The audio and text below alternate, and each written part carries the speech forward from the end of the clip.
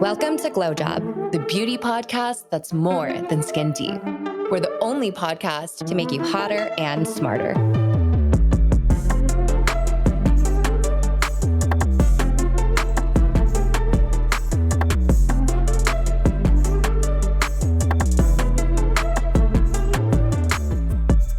This is a big beauty news week. We have a ton to unpack, so let's just get into it. First up, L'Oréal Group has acquired Kering Beauty for $4.6 billion US. That is a crazy number, wouldn't you say? My brain can't even fathom that much money, but you know what? Considering this portfolio, it makes sense. And some might even say it's quite a steal, and we're going to get into it. The beauty brands that Kering is selling within this transaction include Creed, Bottega Veneta, Balenciaga, Alexander McQueen, and L'Oreal's also going to get the Gucci license for beauty for 50 years once the deal with Coty, which is set to last until 2028, expires. Okay, that makes sense. And it's good that you did distinguish it, right? Because yes, they still own the leather goods, accessories, the jewelry. So all of those big fashion houses, they still own the bag component. Exactly. So oftentimes within luxury, especially luxury fashion, the way that these houses bifurcate their lines of business is that fashion and accessories stays as their core, and then beauty, as in color, cosmetics, and fragrance, often is licensed in a separate revenue stream. Oh, absolutely. And for those of you who are unfamiliar with Kering, so basically they are a really large luxury house. Yes, I would say that Kering is one of the big luxury houses, and they have spent quite a bit of money in the past few years building out their prestige beauty brands. Definitely. And when you do a deeper analysis in terms of why did Kering have to go and sell all of these companies? Because a lot of them, especially Creed, that's huge in the fragrance world. Fragrance is booming right now. But when you look at their financials and kind of what they've been dealing with, apparently they have over $11 billion in debt right now. So part of this transaction, it seems like they almost had to sell off this huge chunk because the best way to get rid of debt is just to, a massive sale like this. So L'Oreal owns the most fragrance brands than any other luxury conglomerate, and particularly Luxe Beauty. That's what L'Oreal calls their prestige fragrance and beauty brands. Luxe. And I think, and so Luxe, I think it just kind of delineates just the price point, because there's Luxe, Mastige, Mass, just kind of going down the line of how many dollar signs are associated. But some of the other brands that L'Oreal owns, that's YSL, Armani, Valentino, Prada, Miu Miu, Jacquemus, again, that list goes on and on and on. I think they still have dozens more. And so like we mentioned before, Kering had spent almost $3 billion euros just to build out the Creed brand. And so the fact that they're selling, what is this? Creed, Bottega, Balenciaga, Alexander, and part of the Gucci license, 5 brands for $4 billion. I mean, hey, you don't have to be a numbers person to realize that's a pretty good deal. No, there was an industry insider that literally described it as value destruction is incredible. And I just love how impactful that is, because the destruction there, it's crazy. Obviously they're in a really bad spot with this $11 billion in debt. So it makes sense, again, why they kind of have to sell. And it makes sense that L'Oreal would be the buyer here. L'Oreal is the only beauty conglomerate that has been doing very well compared to its competitors. Let's see, Estee Lauder, they have been struggling in the stock market for more than several quarters now, if not years. Shiseido, they have completely stopped doing any sort of Western market acquisitions. Coty, also in a lot of debt, and they are restructuring said debt. Those are the top players in the beauty space, and L'Oreal is the only one that really has the money to be able to go out to the market and buy up these brands. But there are some bigger implications to this $4 billion deal. Yeah, I think it's one thing that they are just continuing to grow and grow and grow and become the most dominant player that owns all the other brands. But it also means a lot to some of the smaller and even mid-sized independent brands that want to function in this space. So in particular, especially mid-sized beauty brands that are PE backed, this has a lot of implications for them. So to take it back one step, a lot of mid-sized brands were snapped up by private equity firms in that 2020 boom and a little bit of a bust. It was the heyday of skincare, makeup. And so private equity looked in the industry and was these are the brands that we want to acquire so that we can do a bigger exit down the road, i.e. a big conglomerate like Estee Lauder or Coty or L'Oreal will snap them up for way more money. The fact that L'Oreal has now just spent $4 billion, I'm going to say that number over and over again because it blows my mind. 4.66. I know. Which would round up to 5, right? Exactly. Yes. So the fact that L'Oreal has spent this much money, i.e. dry powder, that's the finance term for when companies have cash to acquire other businesses to grow. The fact that they're spending all this money now means that they're likely not going to do many acquisitions next year, if at all.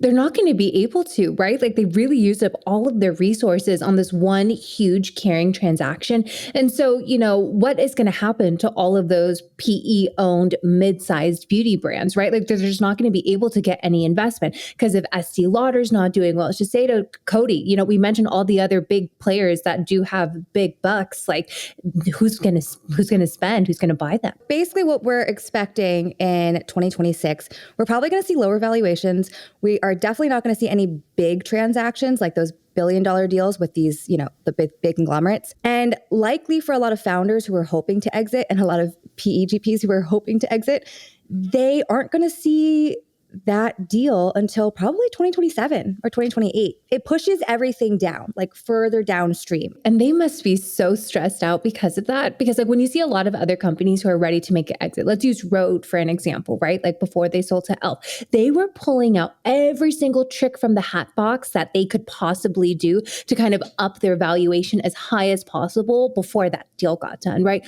Like they did that global road show with all those pop-ups, they were using all of their like every single celebrity influencer card they can pull, they did just to line up for that. All the other brands that have been doing this for years now are going to have to keep doing it to just keep that pipeline going. I think 2026 is going to be like a steady growth year for everyone. Just like make sure sales are the same, if not continuing to grow. Just don't dip because otherwise you have to just keep on moving until you're ready to find a new acquirer, hopefully in 2027.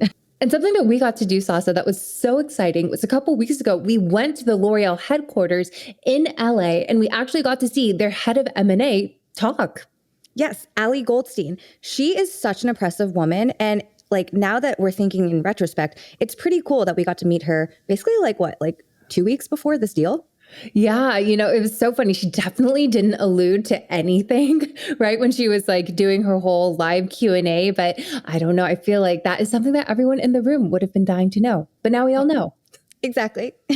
But again, it made so much sense that L'Oreal decided to go with Kering Beauty because fragrance is where all of the momentum is going to be in this industry for the next few years. I think right now they're saying that it's set to drive 23% of beauty growth all throughout 2029.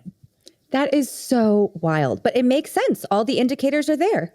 Yeah, we have seen so many brands, new brands is trying all of these things just like in the fragrance category. And one of the new ones is Snif. So Snif is not new per se, but they just raised $15.8 million and are now launching a new brand kind of specifically for Gen Z men. So the new sub-brand that they're creating targeting Gen Z men is called Noteworks. The founders identified this white space in terms of fragrance for men.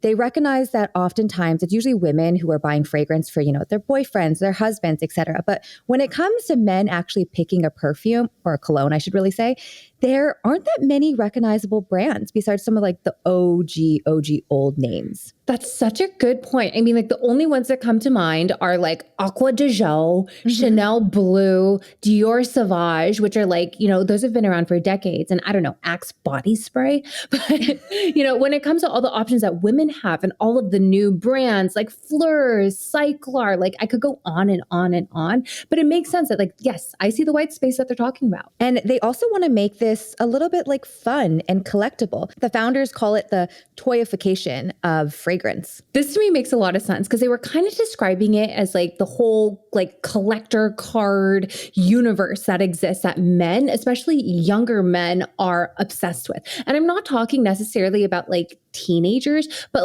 one of my high school classmates, Sasa, he is now a full-time card trader. So these are the collectible game cards. So it's not Pokemon per se, but it's a similar brand.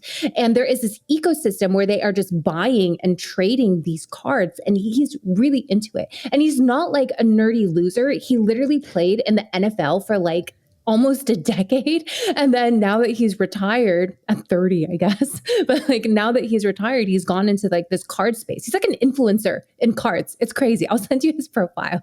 I actually don't doubt that. You know, I used to watch this show on Netflix. I think it's called Golden Auctions, and it's literally about, sports memorabilia collecting. And so obviously there's a lot of men out there who are super into collecting baseball cards, sports cards, then there's all the other stuff like the Pokemon and the Yu-Gi-Oh, whatever the F it was called. Like, I get it. Men just like collecting things. Oh, it's such a thing. And like, that whole world is actually really tied to crypto.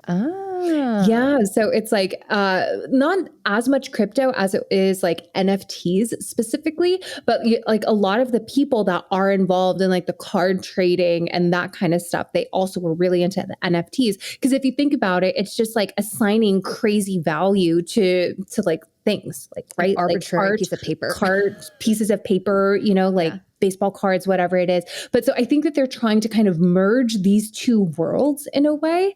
But they're set to launch this December. I was trying to learn more about it from their Instagram, and I was just like so confused. I don't see how they're going to get from fragrance to playing cards just yet, but I'm sure it's in the works. I mean, they're cute. They're these tiny little bottles. So like the other thing that the founders mentioned is that, most fragrance is, especially within Sephora and Ulta, there's nothing in that sub $90 range. Like fragrance is not cheap, and they want to make it a little bit more accessible, but still have more of that like prestige refined look to it. And so I saw the bottles, like they're teeny tiny, which is probably why they're under $90, but they're cute and they feel very Gen Z to me. Like each one is a different color, which adds to the collectability component. And yeah.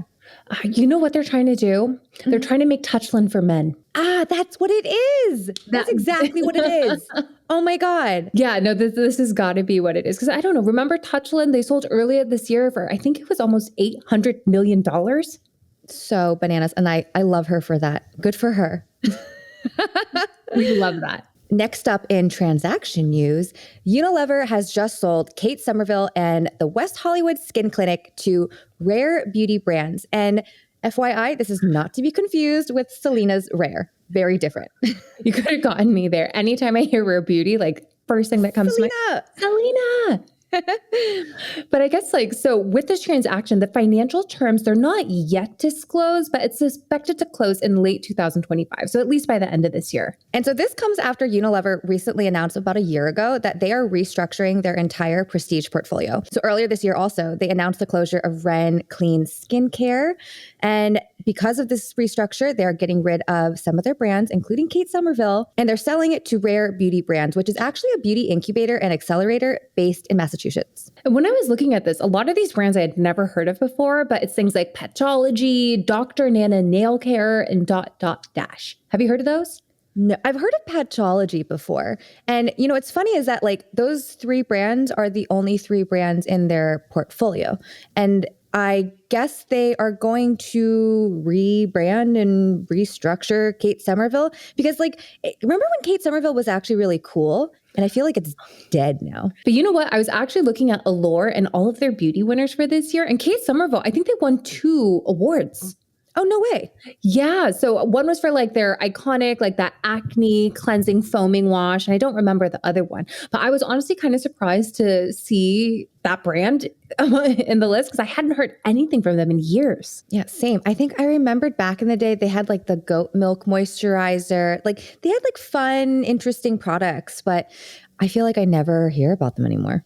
Well, we'll see. Hopefully something new comes from them. I think that I honestly used a lot of their products back in the day when I had acne issues and so many breakouts, and the products, I don't know if they worked or not. I didn't know enough about skin, but what I really did is that I felt like my skin was really dried out after, if that makes sense.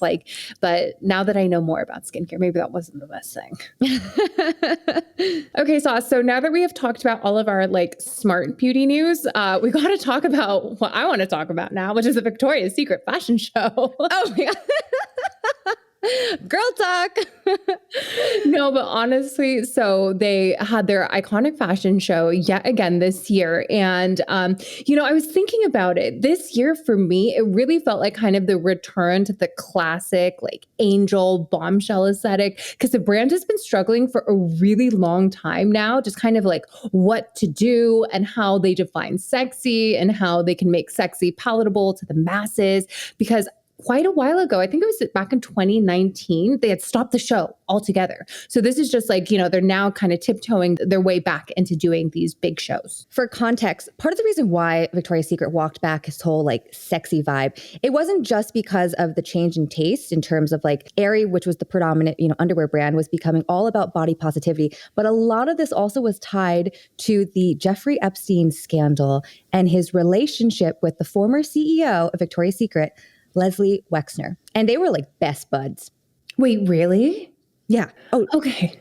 Wait, did you not know this? No, I didn't. Oh, I thought you did. Yes, really. So Jeffrey Epstein and Leslie Wexner were like buds. And there was so much investor backlash. Like, because, Victoria's Secret's a publicly traded company. And so it looked really bad. Eventually, Leslie stepped down as CEO. And then the next few years, basically all through COVID till now, they have been struggling to find a brand image that resonates with them. Because like when that happened, they were like, oh, snap, we can't be super sexy anymore because, that's a bad scandal. And also, why are all the millennials and Gen Z into like body positivity? They're like, we got to be like more friendly and just more accepting. They leaned heavily into the pink brand, which was more like active wear and like comfy things. But the audience and the consumer didn't really respond well to that because like most people who shop at Victoria's Secret want sexy bombshell. Yeah. And so I think like that has become apparently clear. Like when they did their first show back, like after their whole hiatus, so this was in 2024, it was definitely more, inclusive in terms of like the models and the sizing and even the way that like, this was a big thing. I don't have a personal preference on this, but a lot of people were complaining about the hair of the models. What do you mean? So a lot of the models, they did not have that big iconic blowout. There was a lot of ponytails. There was a lot more like natural hairstyles and hair textures. And people didn't like that. They were honestly upset about like that the bombshells didn't have bombshell hair. Do you remember this? This I do not remember. I think I was too deep in the Leslie Wexner stuff. Well, clearly I was not in the Leslie Wexner stuff. Like I honestly thought a lot of like the brand getting canceled had to do, I thought it was a majority with like the whole body positivity thing. Cause there were all of these like negative tabloid pieces coming out about like how much they would also like basically abuse the models. Like all of these models were talking about how they would have to starve themselves and how they only weighed 118 pounds and all of these crazy things. But wow. So they really got hit with like a thunderstorm of like scandals and scandals. That is crazy. Double whammy. Exactly. I know now they do have a female CEO. Yes. And when I was hearing a bit more about like how they were designing this show in particular is like their way of kind of embracing sexy again is leaning into heritage.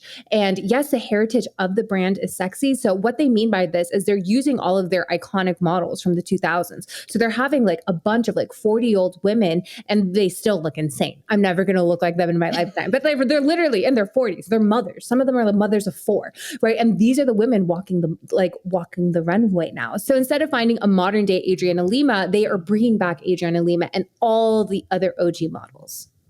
Nostalgia sells. It works, right? Like we grew up watching that. So of course we're going to recognize those faces and be like, oh my gosh, yay, she's back. Totally. I feel like, bringing back the original models is the kind of the only way that they can do it. Cause then, they're not saying like, oh, we're trying to capitalize on sexy. We're capitalizing on women's bodies. They're like saying, no, we're doing an ode to our heritage, which happens to be these glamazon models. I think this is their soft launch back into sexy because so the current CEO, who is a woman, she's been reversing a lot of, I hate to say it, but like the damage that the previous CEO did, who was a man. And of course he was trying to just like control things because it was chaos, right? Post Leslie Wexner, post like the backlash of sexiness and more of the embrace of like body positivity. And so she has made it very clear. She had an interview in the Wall Street Journal, like I think it was a month or two ago, that her motivation is to make Victoria's Secret sexy again. How many times can I say the word sexy? But like this is No, so that makes sense. You know? So basically they were sexy and then they went and tried to overcorrect in some ways with like, maybe not enough glamour. And now, so she's trying to bring, oh my God, now I'm Slowly. saying sexy all the time. Right. This is why we have our explicit rating. But I honestly love how much I love watching the TikToks and the feedback of the shows more than the show itself, if that makes sense. Yes, I totally get that because I have to say I'm guilty. I did not watch the show. And our last story for today, this is a fun one. Kim Kardashian. I'm sorry. I'm already laughing. Keep going. Kim Kardashian Skims released their Bush underwear. Let's talk about this. Are we 13-year-old boys? Okay. Reeling it in. So Miss Kimberly Kardashian decided to sell a $32 thong. And the front of the thong is a variety of different colors and different textures of fake pubic hair, right? It's designed to look like a bush. But they all kind of look just more like furry pets than they do like bushes. Do you know what they remind me of? What? The Fendi bag charms. Oh my God. They kind of do. I get it. I see it. Yeah. But the crazy thing to me is like this woman, like sometimes I don't know if she's messing with us or not, but they are completely sold out. They come in like 12 different colors of like ginger, brown, curly brown, black, like every single one in every single size is sold out. I actually wonder how many units they actually sold. Like how many did they actually produce? I think that they must not sell too many because they want to say that it's sold out. Exactly. They sell like 5. Okay. The only thing I can think of is like the fact that they're selling it during October. Like perhaps they're going to be utilized in some Halloween costume somehow. Like otherwise, I don't know why. I don't know why you would buy this thing. So it's not only this that she makes. Like we already have talked a lot about her like face, like what is it, shapewear for the face and how that is such a gimmick. But she also sells this push-up bra that has fake nipples on it. Oh yeah, I saw that. Yeah. Have you ever watched that episode of Sex and the City where Samantha wears the little fake nipples to like get guys? That's what it reminds me of. No, but honestly, like I know why this is a thing. Tell me. Okay, so I mean, like with the whole like nipple and bra, like the fake nipple thing, I think it's because like they literally give the nipples like perfect placement on the body and perfect shape, right? They're like very, very small and they're very, very high up. Right. And so I think that's like where women think that they want their nipples to be. So that's why they have that specific nipple placement on the outside of the bra, because it looks like you have perfect tits with nipples. Right. Okay. So that's the thing. And then I think, back in the day, especially in like the 2010s, the Kardashians went ham. They were like the poster child of lasering all of your body hair off. Do you remember this? Yeah, you're right. Yeah. So I feel like maybe they're missing something, They want full bush back? I think this is it. So this is their version of like a toupee for your downstairs. But not a very realistic toupee. I mean, whose looks like that? I mean, I think if it was too realistic, they would have gotten some type of like ban or warning. That's true. That's fair. Oh, you know who probably bought them all? Strippers. Oh, okay. Yeah. Because I know that like not in every state, but in some states, you cannot go full bottomless. You can't be full nude. So I think maybe this is why we cracked it. That is it. We figured it out, Kim. We'll go on a field trip, Sasa. We'll do a little... We'll go and see for ourselves. We're gonna scout out all the clubs, every single strip bar, and we're gonna find some Skims bush underwear. Okay, too much. Oh, but we did have other Skims news, right? Oh yes, yeah. Okay, we gotta reel it in. Big girl hat on now. Okay, so Kim Kardashian also announced that Skims Beauty is coming next year, just like we predicted. So let's see if third time is the charm for Kim and her beauty brand. It is. I think, I can't wait to see like what that first product is going to be. I hope it's not skincare. That would be a little bit too boring and a little bit too expected, don't you think? I think so too. People really seem to want like her lip liners back. People were really obsessed with the fragrances. So We'll see which one comes out first. Thanks, guys, for tuning in to this week's episode of Glow Job Chit Chat. Be sure to tune in next Monday for your weekly roundup of beauty, business, and pop culture news. And also, we're here every Thursday with a full-length episode. We'll see you then. Bye, guys.